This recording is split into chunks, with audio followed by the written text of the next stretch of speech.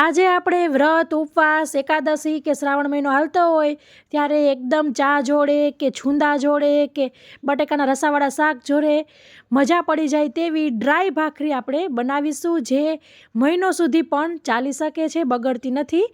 તો ચાલો મિત્રો જોઈ લઈએ. બજારે 50 રૂપિયાની માત્ર 4 જ એકદમ નાનાથી પણ નાની નાની એવી મળતી હોય છે, તેવી જ ભાખરી આપણે તે જ સ્વાદની એકદમ પરફેક્ટ માપે શુદ્ધ તાજી અને સસ્તી એવી ભાખરી આપણે ઘરે બનાવીએ. તો મિત્રો હું તમને તોડીને પણ બતાવું છું. જો ડાબો હાથ છે તો તરત જ એક ઘામાં અને બટક બટક બટકી જાય એવી, વડીલ લોકો પણ સરસ ખાઈ શકે તેવી સરસ આપણી આ ફરસી ક્રિસ્પી એવી આપણી ફરાળી ભાખરી છે. તો પૂરો વિડીયો જોઈને તમે પણ ઘરે જરૂરથી ટ્રાય કરજો. સૌપ્રથમ આપણે આવી રીતે પોણો કપ જેટલા 3/4 કપ જેટલા સાબુદાણા લઈશું અને તેને આવી રીતે મિક્સર જારમાં લઈ લઈશું અને પીસી લેવાના છે. આપણે સાબુદાણાને પીસી લીધેલા છે અને તમે જોઈ શકો છો આખા પાખા એવા સાથે પણ રહ્યા છે. તો આવી રીતના ચારણો લઈને આપણે તેને ગળણો લઈ તેને ચારી લઈશું.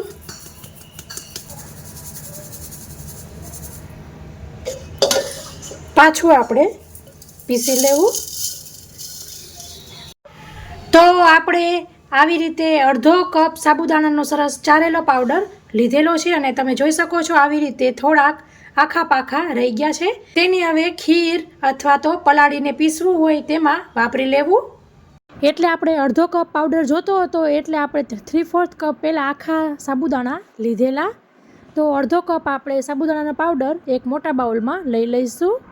પછી આપણે તેની અંદર ઉમેરીશું આવી રીતે અડધો કપ સિંગોડાનો લોટ. પછી આપણે તેની અંદર ઉમેરીશું રાજગરાનો લોટ. તો તે આવી રીતે અડધો અડધો એટલે કે આપણે 1 કપ ઉમેરેલો છે. તો તમે કપની બદલે કોઈ પણ વાસણ સેટ કરીને તે નાની વાટકી સાબુદાણાનો પાવડર, તે વાટકી સિંગોડાનો લોટ અને તે 2 વાટકી રાજગરાનો લોટ લેવાનો થશે. પછી આપણે આવી રીતે 1.5 ઇંચ જેટલું આદું લેશું અને 2 લવિંગિયા મરચાં અને 2 આવી રીતે સાદા નોર્મલ મરચાં આવે છે તે લેશું. તો આવી રીતે તે જ મિક્સર જારની અંદર મરચાં આદું લઈ લીધો છે. તો ફ્રેન્ડ્સ તમે જોઈ શકો છો સરસ આપણી આદુ મરચાંની પેસ્ટ થઈ ગઈ છે, પણ હજી આખા પાખી છે એટલે આપણે તેની અંદર 1 ટેબલ સ્પૂન પાણી ઉમેરીશું અને પાછું આપણે પીસી લેશું. તો આપણી સરસ પેસ્ટ થઈ ગઈ છે, તેને લોટમાં લઈ લેશું.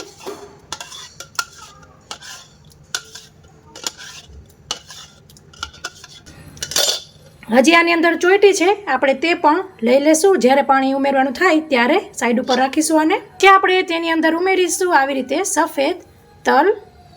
તો 2 ટેબલ સ્પૂન લેવાના છે. પછી આપણે આવી રીતે અડધી ટેબલ સ્પૂન જીરું મસળીને લેશું. તમે થોડું ખાંડણીમાં ખાંડીને પણ લઈ શકો છો. પછી આપણે તેની અંદર સિંધાણું મીઠું ઉમેરીશું. પછી આપણે આવી રીતે અડધી ટેબલ સ્પૂનમાં પણ સહેજ ઓછા એવા મરીના અધકચરા પાવડર ભૂકો ઉમેરીશું. પછી આપણે તેની અંદર ઉમેરીશું આવી રીતે દળેલી ખાંડ 2 ટીસ્પૂન. પછી આપણે તેની અંદર લીંબુનો રસ ઉમેરીશું. તો આપણે જે 2 ટીસ્પૂન જે દળેલી ખાંડ ઉમેરી છે તેને બેલેન્સ કરવા માટે આપણે આવી રીતે 1 ટેબલ સ્પૂન લીંબુનો રસ ઉમેરીશું. જો દળેલી ખાંડ વધારે હોય તો તમારે 2 ટેબલ સ્પૂન સુધી પણ લીંબુનો રસ યુઝ કરવો પડે અને તમે ગળપણ અને ખટાશ બંનેને સ્કીપ પણ કરી શકો છો. પણ આદુ મરચાંની પેસ્ટ અને તલને ખાસ ઉમેરજો મિત્રો, તેનો જ આ ભાખરીમાં સ્વાદ છે. પછી આપણે ઘી લેશું. જો ઘીને મેં આવી રીતે ગરમ કરી લીધું છે. તો 1 ટેબલ સ્પૂન, આ બીજી ટેબલ સ્પૂન, ત્રીજી ટેબલ સ્પૂન, ચોથી, પાંચમી, છઠ્ઠી અને આ આપણી સાતમી. 7 ટેબલ સ્પૂન આપણે સરસ ગરમ કરેલું ઘી લેવાનું છે. આવી રીતે તમે ઘી વધારે પડતું લેશો ને તો જ તમારી આપણી આ ભાખરી સરસ બનશે. હાથમાં પકડતા જ બટકી જશે એવી સરસ ફરસી બનશે. તો હવે આપણે બધું આવી રીતે મિક્સ કરી લેવાનું છે. હવે તમારે કોથમીર ઉમેરવી હોય તો તમે કોથમીર ઉમેરી શકો છો. હું અહીં નથી ઉમેરતી. તો સરસ આપણે આવી રીતે તમે જોઈ શકો છો મુઠ્ઠી પડતું મોણ દેવાનું છે. તો ત્રણેય લોટ ને મસાલા ને બધું સરસ મિક્સ થઈ ગયું છે, એક રસ થઈ ગયું છે. હવે આપણે ધીમે ધીમે પાણી ઉમેરવાનું છે. પાણી થોડુંક જ જોશે એટલે એકદમ ધીમે ધીમે જ ઉમેરવાનું રહેશે. તો સૌ પ્રથમ તો આવી રીતે 1/4 કપ મિક્સર જારમાં લઈ લઈશું. જે મિક્સર જારની અને ઢાંકણાની ચોટેલી પેસ્ટ છે તે બધી આવી જાય એટલા માટે. અને હવે આ પાણી સીધું ડાયરેક્ટ નથી ઉમેરી દેવાનું, કાઢી લેશું. આ 1/2 કપનો કપ છે.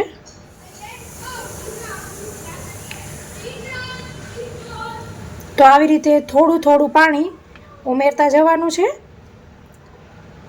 તો અત્યારે આપણે પહેલાં 2 ટેબલ સ્પૂન ઉમેરી.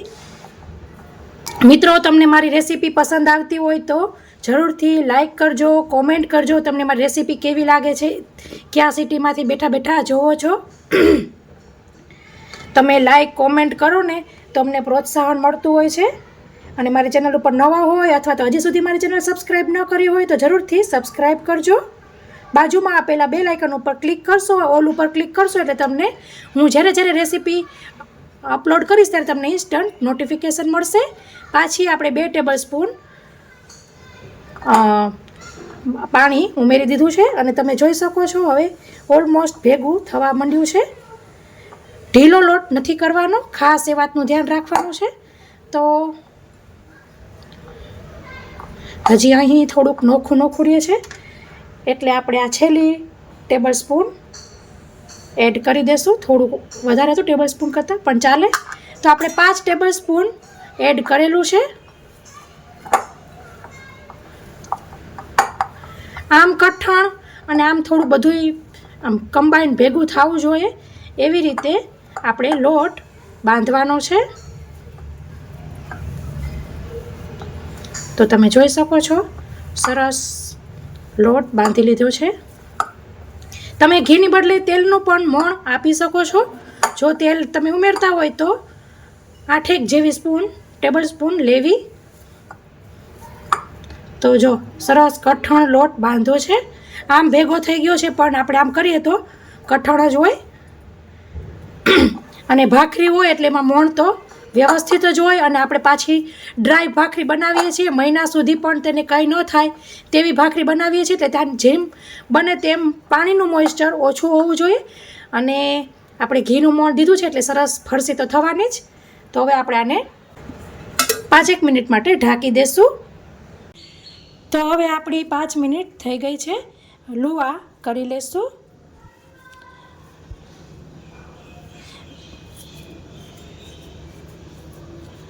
તો આવી રીતે મસળતું જવાનું છે અને લૂવું કરતું જવાનું છે. રાજગરાનો લોટ ને બધા લોટ એવા છે વક વગરના એટલે ફાટવાનું તો ખરા જ,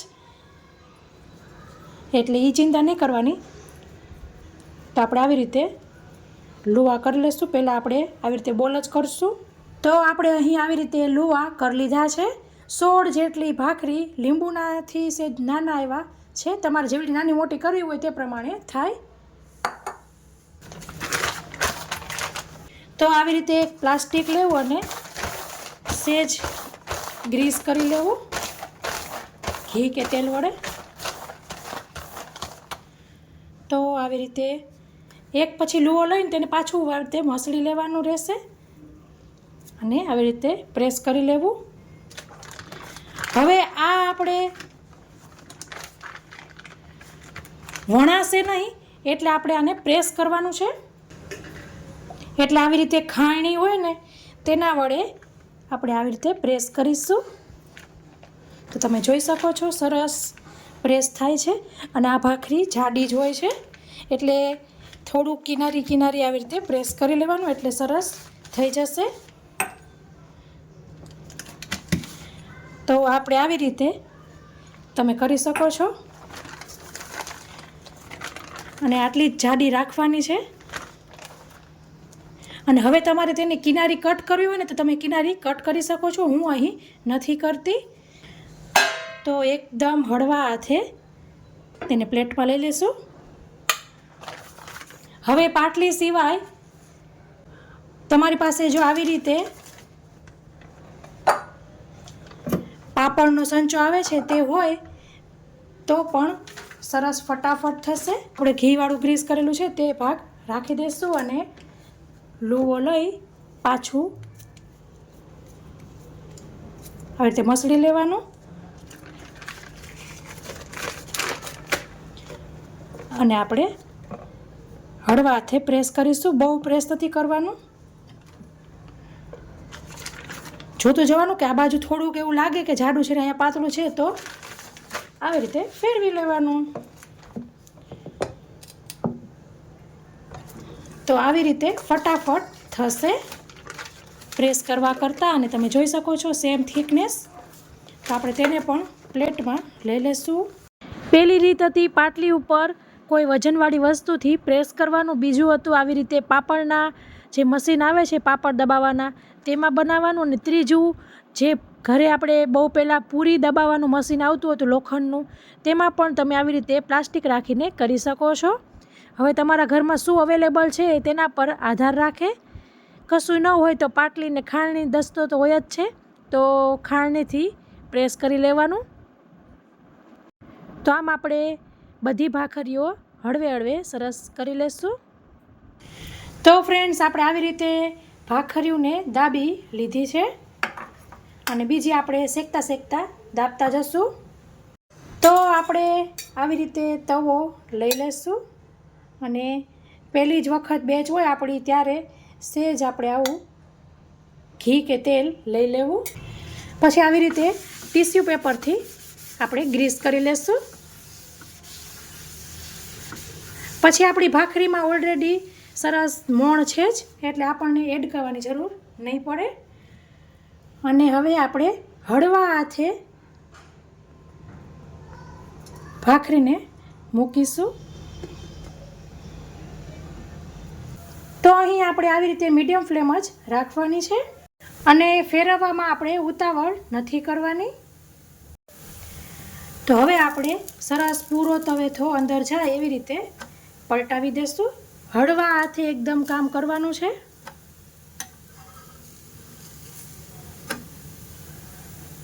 તો હવે આપણે આવી રીતે સહેજ પ્રેસ કરીને દાબીશું.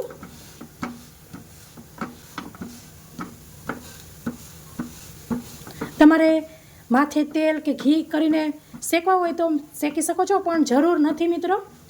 આમાં જેટલું ઘી હોય છે આપણે જ્યારે લુવા કરતા હતા ને ત્યારે જ આપણો હાથ ઘીવાળો થઈ જતો હતો. હવે આપણે પલટાવી દઈશું. પાછું આપણે આવી રીતે શેકીશું. તમે જોઈ શકો છો ડિઝાઇન આવા લાગી છે.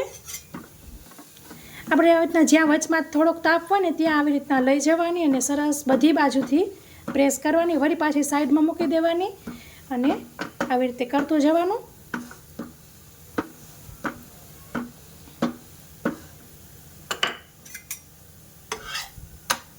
તો બંને બાજુ સરસ થઈ ગઈ છે. તમને બતાવવા માટે ફેરવી તો કાઢી લેશું. અને પછી આપણે આવી રીતે પાછી અલગ અલગ કરી લેવાની છે જેથી વરાળ તેની હોય તે નીકળી જાય. તો ફ્રેન્ડ્સ આપણે બધી ભાખરી સરસ રેડી થઈ ગઈ છે. હવે આપણે ઠંડી થઈ જાય પછી આપણે તેને આવી રીતે થપ્પી કરી લેશું. તમે જોઈ શકો છો.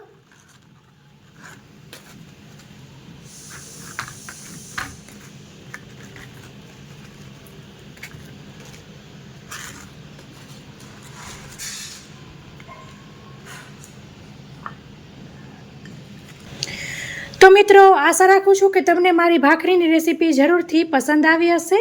પસંદ આવી હોય તો લાઈક કરજો, તમારા ફ્રેન્ડ ઓર ફેમિલી સર્કલમાં શેર કરજો, જેથી તે લોકો પણ સરસ આવી ફરાળી ડ્રાય ભાખરી બનાવી શકે. તમે જોઈ શકો છો કેટલી સરસ ફરસી થઈ છે, તરત જ બટકી જાય છે. તો મિત્રો આ વિડીયોમાં આટલું જ. ફરી મળીશું એક નવી રેસીપી સાથે. ત્યાં સુધી આવજો. Thank you. બાય. જય શ્રી કૃષ્ણ.